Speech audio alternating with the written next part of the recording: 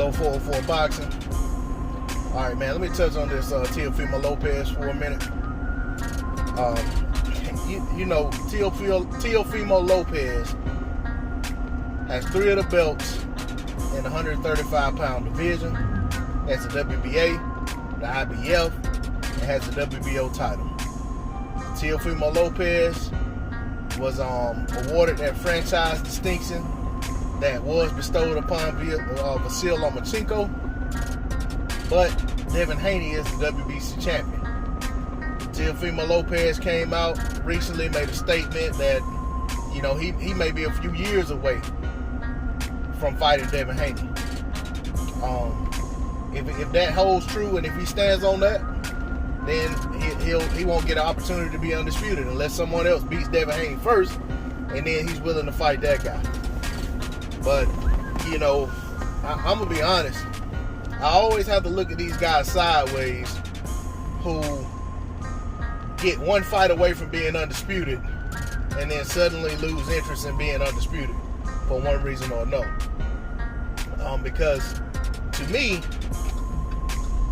that's something that very few fighters have accomplished, and it's something that no one can take from you as far as what you have done in your career.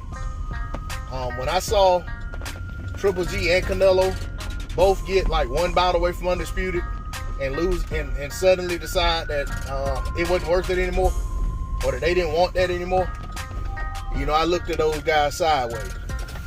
I felt some type of way about them. When I saw, what's the other kid's name? Anthony Joshua. Sitting there with all those belts that he was wanting so bad, that he was doing what he had to do to maneuver around and make sure that he picked up, but not have the wherewithal, the interest, the determination, the tenacity, the acumen, whatever you want to call it, that was needed to make sure that the Deontay Wilder fight happened so that he could pick up that WBC title. I had to look at him some type of way, you know. So now that Teofimo Lopez is talking like this, I'm looking at him some type of way. I'm looking at him sideways and wondering, you know, what happened to the hunger? What happened to the desire? What happened to the fire? What happened to the fight?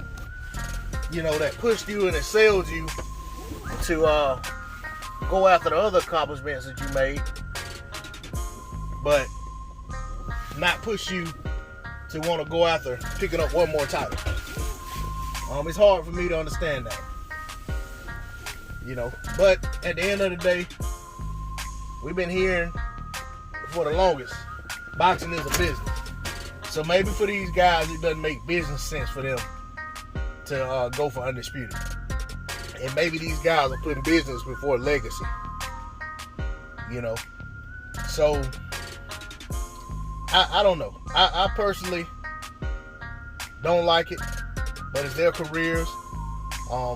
Everybody's gonna be remembered for something, and maybe that's not what they're looking to be remembered for. And maybe they feel like they've done enough, and it's just not, the risk isn't worth the reward, or whatever the case may be. But I want to see these guys that call themselves champions in the divisions want to be the only champion in the division. And if only for one night, for them to say, I cleaned up my division. I cleaned out the division. I took all the belts. And I'll be honest, I even felt that way about Andre Ward. I hated that he retired without going after Adonis Stevenson and taking that WBC title from him. Because if memory serves, I do believe at that point, all of the belts were with Andre Ward other than the WBC belt. I may be mistaken. It may have only been 2 belts, but I thought he had 3 titles. But either way, I felt like Andre Ward was the guy that was going to go after all the belts at 175, and that wasn't to be. But I'm going to close on that. D-Lo 404 Boxing. That's all I got to say on the subject. I'm not.